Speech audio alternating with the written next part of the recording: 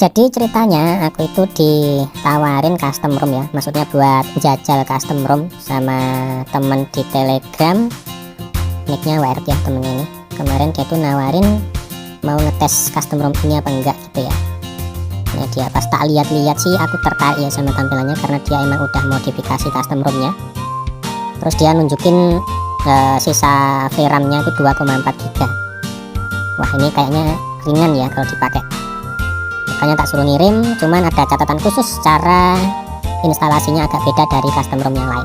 Nanti kalian bisa klik linknya ada di deskripsi video ini buat cara flashnya ya, cara pasangnya, biar nggak bertanya-tanya kok gini gitu ya. Oke langsung aja kita bahas. Ini adalah Ancient ya, Wibo. Kita langsung ke menu setting. Untuk menu settingnya kita ke about font dulu. Ini dia. Kalau kalian ngerasa aneh sama teks yang berbahasa Jepang ya, bertulisan Jepang kayak gitu ya, nggak usah heran karena ini emang udah dimodif. Tapi tenang aja, untuk modifan ini cuman ada di bagian menu settingnya. Nanti kalau sudah masuk ke menu dalam-dalamnya itu normal kayak biasa guys. Oke, pertama kita lihat dulu di bagian menu bloatware-nya ya, karena ini sudah ada gaps-nya. Jadi kalian nggak usah nyiapin gaps lagi. Dan untuk filenya ini terbilang kecil karena filenya itu kurang dari 1 GB, padahal ini sudah ada gapsnya ya. Biasanya kalau udah ada gapsnya itu 1 GB ke atas lah. Dan ada Magis APK sama disable signature, itu modul ya. Disable signature itu modul, nanti kalian harus tes. Pokoknya ikutin aja step by step yang ada di deskripsi video ini, nanti kalian bisa klik linknya kalau misalnya kalian penasaran pengen nyobain custom ROM ini. Untuk aplikasinya ada AI Gallery seperti ini. Untuk AI galerinya ya kayak galeri pada umumnya ya. Terus kemudian untuk kamera overall sih aku nggak ada masalah. Di sini untuk kameranya juga sudah dimodif ya, dimodif di bagian watermark. Untuk watermarknya tampilannya beda lah pokoknya dari biasanya, itu pokoknya beda gitu. Kalau untuk yang lain mulai dari foto, potret, square, panorama ini normal semua, nggak ada masalah sih untuk kameranya. Next aja kita ke Magisnya pakai versi 23.0. Safety netnya tadinya itu tercentang cuma 1, tapi karena di sini aku punya modul buat fix CTS safety net ya. Nanti kalian bisa download juga di channel Telegramku, ada kok linknya, kalian tinggal cari di berkas. Hasilnya sudah sudah safety net sudah tercentang dua-duanya. Terus sekarang kita ke Play Store, kita cek juga di menu setting, kemudian about, paling bawah device is certificate. Tadinya ini not certificate ya, tapi mungkin karena safety netnya sudah kecentang dua-duanya, makanya dia berubah sendiri jadi certificate. Nanti kalau misalkan nggak berubah, kalian bisa aktifin pakai trik yang buat safety net guys. Kemarin juga sudah aku share juga sih untuk triknya. Oke, masuk ke menu dalamnya. Di sini ya tentu aja karena sudah modifan, yang paling diunggulin itu di bagian tampilan ya, terutama untuk aksara Jepang kayak gini. Huruf katakana apa hiragana ini namanya aku agak lupa, dulu sempat belajar bahasa Jepang sebentar tapi lupa sekarang. Ya dikit-dikit lah, kalaupun paham paling cuma dikit-dikit. Ada menu spesialnya, ada buat ngatur status bar seperti yang kita tahu Ancient OS itu dia itu termasuk custom ROM yang customisasinya itu lengkap, banyak banget.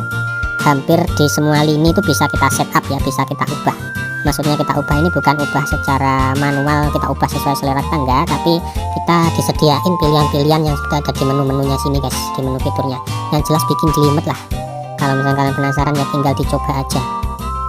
Yang jelas untuk tampilannya seperti ini kurang lebih, kalian bisa atur semuanya mulai dari icon, font, terus tampilan, terus ada di quick setting ini ada gambar-gambar animasinya, tampilannya. Terus pokoknya ini bisa kalian atur lah di sini ya, semuanya udah lengkap banget. Aku kalau misalkan aku bahas satu persatu bakal jelimet guys, sumpah. Ini untuk customisasinya kalau Ancient ini udah juara banget ya. Di bagian miscellaneous, langsung ke miscellaneous ya, nggak masalah ya. Dan jelas kita skip aja. Nanti kalau misalkan kalian nyobain ini terus penasaran atau mungkin bingung cara nyetingnya ini gimananya ya, tinggal tanyain aja di kolom komentar. Next, untuk penggunaan baterai aku rasa ini wajar, standar. Tapi sebagai catatan kalian sebaiknya ganti aja kernelnya, karena untuk kernelnya ini dia pakai Mystic versi 7.2 kalau nggak salah. Dan untuk Mystic versi jadul itu biasanya bikin layar nge-freeze, nggak bisa disentuh, terus ujung-ujungnya restart sendiri. Dan aku sering ngalami gitu selama pakai Mystic yang agak jadul. Nggak semua Mystic yang jadul seperti itu ya, tapi selama ini aku pakai Mystic yang jadul itu kayak gitu guys kendalanya. Makanya udah nggak pernah aku pakai lagi. Ya intinya untuk Mystic itu cocok-cocokan lah ya, nyetel-nyetelan sama custom ROM-nya, intinya seperti itu. Terus untuk next kita ke menu mana ini, display kayaknya ya, display. Tampilannya sih nggak ada yang beda di bagian display ini. Untuk double tap to wake-nya ini normal, nggak ada masalah. Kita next ke sound. menu sound paling bawah nggak ada Mi Sound Enhancer ya, atau direct, karena untuk direct alias Mi Sound Enhancer-nya itu ada di menu sistem, kemudian ada di menu Xiaomi Pad. Nanti kalian bisa atur di sini, ini dia Mi Sound Enhancer. Ada pilihan bass booster juga di presetnya, kemudian ada FPS info yang size-nya nggak terlalu gede di pojok kiri atas, kemudian display color kalibrasi. Terus ada juga ambient display, ada enable disable fast charge, terus enable disable USB fast charge, yang aku juga nggak ngerti ini bedanya apa, kan sama-sama fast charge ya. Terus kemudian ada enable touch bus buat kalian yang suka main game, yang suka licin-licin guys. Terus untuk developer option kita buktikan, tadi dia bilang free RAM-nya 2,4 ya terbacanya. Sekarang kita cek apakah benar, dan ternyata 1,5. Coba kita hapus aplikasi-aplikasi yang nggak kita pakai, kita hentikan dulu ya. 1,8, 1,7 udah kira-kira segitu, jadi terbilang normal sih kalau untuk free RAM-nya ternyata. Terus next kita ke menu security. Untuk menu security-nya lengkap ya, ada pin, fingerprint, face unlock, app locker, smart lock, dan semuanya juga normal. Kemudian kita ke menu sistem, mudah-mudahan nggak ada yang kelewat ya. Menu sistem bahasanya juga sudah ada bahasa Indonesia ya, tuh sudah aku tambahin juga bahasa Indonesia. Kemudian untuk recent aplikasinya nggak ada tombol-tombol lain, kalau mau clear all ya harus ke ujung dulu, dan untuk menunya pun juga masih sedikit, nggak bisa kita kunci aplikasinya. Kalau misalnya kalian pengen aplikasinya ini bisa kekunci, kalian bisa pakai launcher OnePlus ya, cari aja di Play Store pasti sudah ada.